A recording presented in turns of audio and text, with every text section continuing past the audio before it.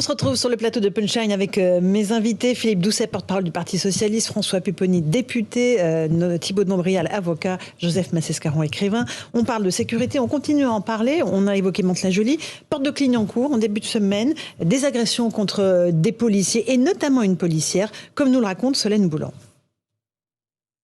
Les faits se sont déroulés sous le périphérique dans le nord de Paris. Alors que des policiers patrouillent dans le quartier, ils constatent qu'un camp précaire est installé et que des braseros ont été allumés. Pour éviter tout risque d'incendie, ils demandent à 3 reprises aux personnes sur place d'éteindre ces feux. Mais face au refus des personnes, une policière décide d'éteindre le brasero elle-même. Elle est alors injuriée et prise à partie. S'ensuit un déchaînement de violence. Les policiers sur place, aidés par la brigade équestre, essuient des coups et des jets de projectiles. Les responsables de ces violences doivent être condamnés selon Mathieu Vallée du syndicat indépendant des commissaires de police. Ce qui est rageant, c'est qu'on a des personnes sans papier qui sont rentrées régulièrement sur le territoire national et qui se sont permis sur un démantèlement de camps illicites, c'est-à-dire des gens qui s'installent sauvagement sur des terrains qui ne leur appartiennent pas, d'attaquer des policiers, d'utiliser une gazeuse contre une policière et de frapper une policière allègrement. Donc on attend de la justice une réponse sévère, une réponse exemplaire. Suite à cette violente altercation, 3 individus, dont l'auteur des coups sur la policière, ont été interpellés. Et Thibault de Montbrial, ce sont des personnes en situation irrégulière, des clandestins qui étaient installés là sous le périphérique parisien. Là, vous avez une synthèse de l'échec régalien d'Emmanuel Macron.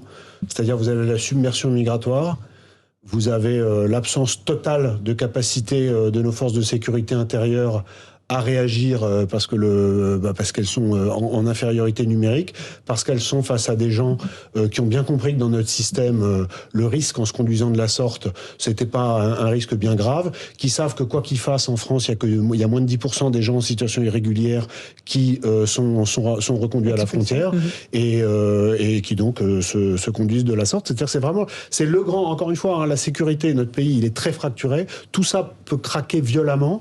Et le grand enjeu du prochain quinquennat et le grand défi du prochain gouvernement, ce sera d'essayer de régler concrètement des affaires comme celle-là. Mais on a bien compris que ça ne va pas être simple parce que c'est le fruit d'années et d'années de lâcheté et d'abandon. De laisser aller, François Pupponi ? Oui, donc, c'est un peu réducteur quand on dit effectivement c'est l'échec d'Emmanuel Macron. C'est l'échec de nos politiques publiques depuis 20 ans. C'est-à-dire que nous ne sommes pas capables de régler le problème du flux migratoire, que des populations issues d'immigration clandestine s'installent, et qu'on n'est pas capable de les expulser, de les renvoyer dans leur pays dès lors qu'ils sont en situation irrégulière. Et le nord de Paris en particulier, on connaît bien ça avec Philippe, que ce soit la porte de la Chapelle. Alors là, on nettoie un peu la porte de la Chapelle parce que bientôt il y a les JO 2024 qui arrivent, et donc il faut que ça soit propre pour que. Donc c'est notamment la porte d'Aubervilliers, puis la porte de Clignancourt. Bon, ça a été les zones du crack aussi, et ils se déplacent comme ça. Mais c'est pas une solution, on le sait. Il faut être capable de régler le problème définitivement, parce que sinon, on n'y arrivera pas. Et ces populations et dans ces camps, il y a de plus en plus de rébellions, parce qu'effectivement, ils savent que le risque est très limité. Alors, on verra bien ce que dira la justice sur ces individus-là, mais que c'est le sujet numéro 1 pour un certain nombre de territoires dans notre pays. Philippe Doucet. Oui, en plus, une des difficultés, je pense toujours aux forces de police dans ce type de situation, c'est qu'ils sont un peu comme quelqu'un qui essaye de vider un bateau qui a un trou au fond, quoi. Donc, ils écopent et ça se remplit, ils sortent de l'eau et ça se remplit. Et donc, il y a aussi une usure des forces policières parce que il y a les arrestations et ça, mais le sujet, c'est qu'après, il y a combien de sorties. Toujours dans la vie d'élu local, on parlait tout à l'heure en antenne, un certain nombre de personnes d'origine asiatique qui ont très souvent des tamouls, qui ont très souvent des bijoux en or. Il y a eu une centaine de tamouls autour d'une des gares d'Argenteuil qui sont fait arracher leurs bijoux, des femmes. Bon. Et les policiers font un super travail, ils arrêtent les trois individus, et j'ai vu le commissaire d'Argenteuil en face à face avec moi péter un plomb parce que 2 avaient été relâchés le jour même, mais le majeur le jour d'après, parce que je sais pas quoi, un truc de procédure et tout. Et donc c'était des semaines de travail pour arrêter les 3 individus qui avaient agressé une centaine de personnes.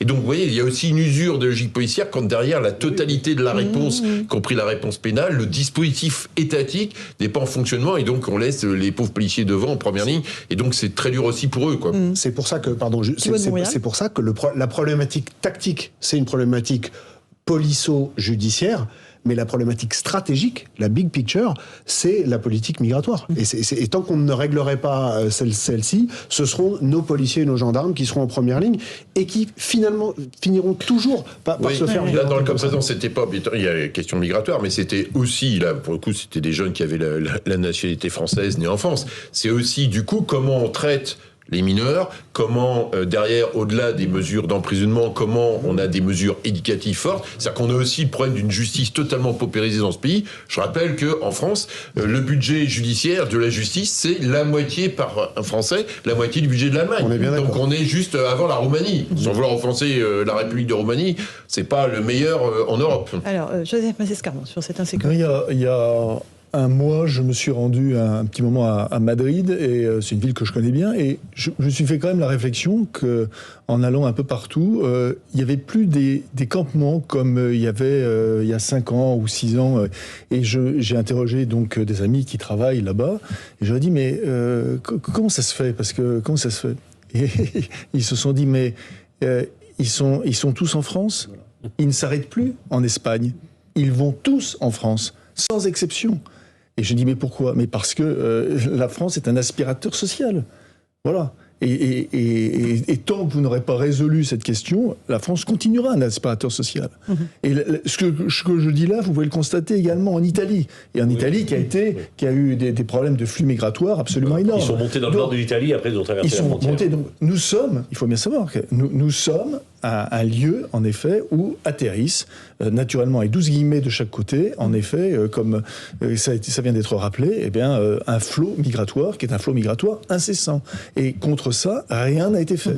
Certains veulent passer en Angleterre, enfin, même un certain nombre d'entre eux. C'est moins, alors oui, certains, mais c'est moins, comment dire, c'est moins le cas. C'est-à-dire que ce sont des il faut faire la différence. C'est-à-dire que ceux qui veulent plutôt passer en Angleterre, ce sont des Afghans, etc. Enfin, il y a vraiment ce sont pas les mêmes flux migratoires. L'Afrique de l'Ouest, c'est la Paris. Et quand même, pour rebondir sur ce que vous dites, il y a un livre qui a été écrit il y a quelques mois sur la politique régalienne d'Emmanuel Macron par 2 journalistes qui s'appellent Corinne Laïc et Éric Mandonnet. Le titre, c'est « La nuit tombe toujours 2 fois ».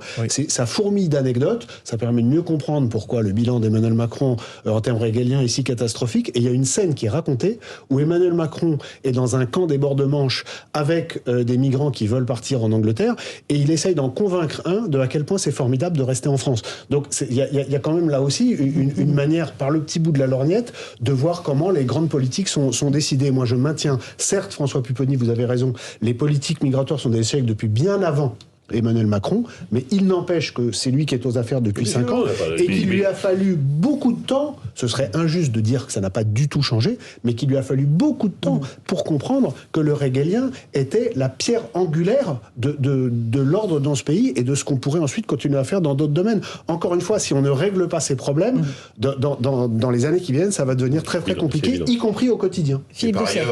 C'est quelque chose avec lequel, à titre personnel, je suis totalement en désaccord. On a les accords du Touquet, où c'est nous qui assurons la police des frontières de la Grande-Bretagne. C'est la Grande-Bretagne qui a un aspirateur pour les Soudanais, pour les Afghans, et ça, et c'est nous qui assurons ça. Surtout avec le Brexit. Avec le Brexit. Alors les amis, vous n'êtes plus en Europe, si vous voulez gérer l'équivalent de Calais, gérez-le à Douvres, débrouillez-vous. C'est vrai qu'il y a le problème autour avec la frontière avec la Grande-Bretagne, mais aujourd'hui, on voit bien que ces populations arrivent à Paris et ensuite vont dans toutes les grandes métropoles. C'est-à-dire que cette problématique migratoire en France, elle n'est plus simplement à Paris, dans le nord de Paris, mais ils vont partout, parce que ils essaient de trouver des moyens de survie, de subsistance. Il y a aussi des appels d'un certain nombre d'entrepreneurs qui disent, nous, on en a besoin, venez, vous allez voir ce qu'on va faire. Voilà. Donc il y a tout un système qui se met en place. Il y a une armée de réserve aussi. Au nord de Paris, on sait très bien qu'un certain nombre de ces populations sont les trafiquants de drogue, en particulier les trafiquants de crack, c'est eux qui alimentent le trafic, donc après, ils gagnent beaucoup d'argent avec cela. Donc on voit bien qu'effectivement, c'est déjà un problème insurmontable pour un certain nombre de nos concitoyens, mais ça va devenir le problème numéro 1 dans les grandes métropoles françaises, et donc il faut là mettre un coup de sourd. Alors après, la solution, on la connaît, il faut effectivement empêcher le flux et faire en sorte que ces populations retournent dans leur pays. avec l'incapacité parfois qu'on a de les expulser. Donc on tourne en rond, et c'est une vraie problématique, qui est une problématique européenne, c'est pas propre à la France. Oui, mais enfin en même temps, si on parle des obligations de quitter le territoire français, quand le Mali refuse de délivrer les passeports consulaires pour des obligations de tirer le territoire français, c'est-à-dire que le juge s'est prononcé, il y a eu toute la procédure en France, alors que nos soldats se sont fait trouer la peau au Mali, à un moment donné, on n'est peut-être pas obligé d'être les naïfs de l'histoire. Il y avait le problème avec le Maroc, où pour rentrer au Maroc pendant le Covid, il fallait avoir un test pour être sûr qu'on n'était pas positif, et que les personnes qui étaient en centre de rétention refusaient de faire le test, et donc on ne pouvait pas l'envoyer. C'est qui a expédié Manu Militari sans demander l'avis du pays, je crois, dernièrement. Il y a le Danemark aussi. Le Danemark aussi, voilà. Donc on va être à peu près les derniers. Et j'ajoute franchement, parce que moi, ce qui m'a vraiment frappé, c'est que chaque interlocuteur, ils insistaient sur l'aide sociale qu'ils pensaient trouver en France. Voilà. Donc ça aussi, c'est un problème. Thibaut de Montbrial. Oui, il faut changer de paradigme sur la question des reconduites. Il a fallu un certain temps, il a fait même un temps certain, à peu près 4 ans dans le dernier quinquennat, pour que la question du deal entre les visas et les laissez-passer consulaires soit mise sur la table. C'est-à-dire, j'explique, ça veut dire qu'on dise aux pays dits d'origine, par exemple le Mali dans votre exemple, eh bien, si vous ne reprenez pas vos ressortissants que nous expulsons, nous ne vous accorderons pas de visa. Ça a été commencé sur la pointe des pieds. Gérald Darmanin est revenu d'un premier voyage en disant « Ouh là là, c'est très difficile ». Mais en fait, c'est une question... Là encore, il faut complètement changer de manière de parler à ces pays. Il faut leur dire, maintenant, c'est comme ça. Nous n'accorderons plus de visa pour le regroupement familial, pour les étudiants et pour les gens de la nomenclature locale pour venir dans vos appartements, pour venir vous faire soigner en France, etc. Et si vous commencez à toucher aux familles des gouvernants locaux, ça va changer. Simplement, on dit « Ouh là là, c'est pas bien », etc. Mais nos dirigeants sont là pour protéger notre population. Ça va se jouer aussi quand même, les Républicains en ont beaucoup parlé pendant la primaire des Républicains. Et après, c'est vrai que c'est un thème qui a été très, très mis en retrait en faveur de celui du pouvoir d'achat. Oui, mais pas que le pouvoir d'achat.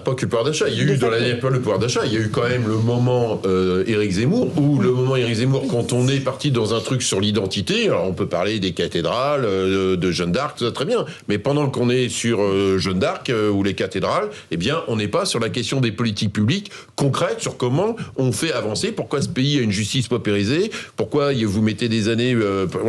à un moment donné, les magistrats, ils sont à la rue. Vous allez au tribunal de Buminy, il y avait de l'eau qui coulait, du toit. Vous allez au tribunal de Créteil, il a amianté jusqu'à la moelle. Le sujet aussi, c'est que tout le monde dit oui, il n'y a qu'à Faucon, mais quand on rentre dans les solutions concrètes... Non, mais il y en a des solutions concrètes. Ce qu'il faut comprendre... La présidentielle aurait pu être un lieu de mettre en place des politiques publiques, plutôt que de parler du prénom Mohamed ou du prénom Fatima. Je suis complètement d'accord avec vous. Maintenant, c'est derrière. Ce que je veux juste dire avant les législatives, c'est attirer l'attention de chacun sur le fait que ces sujets ne sont pas des sujets partisans. Vous voyez, on est à peu près d'accord. Vous êtes au PS, moi je suis à droite, on est à peu près d'accord. Ce sont des sujets transversaux. Il faut que chacun en prenne conscience. Et comme ça, on pourra peut-être avancer après les législatives. Pour que ça soit des sujets transversaux, ça veut dire aussi qu'on le sort de la question idéologique pour être dans une logique de politique publique. Quand vous êtes sur Mohamed ou Fatima dans les prénoms ou les cathédrales, on est dans l'idéologie. Le rappel des titres de l'actualité. On vient d'apprendre d'ailleurs que l'ex-premier ministre Bernard Cazeneuve annonce quitter le Parti socialiste comme il l'avait annoncé. Jeanne Cancard pour les grands titres de l'actualité.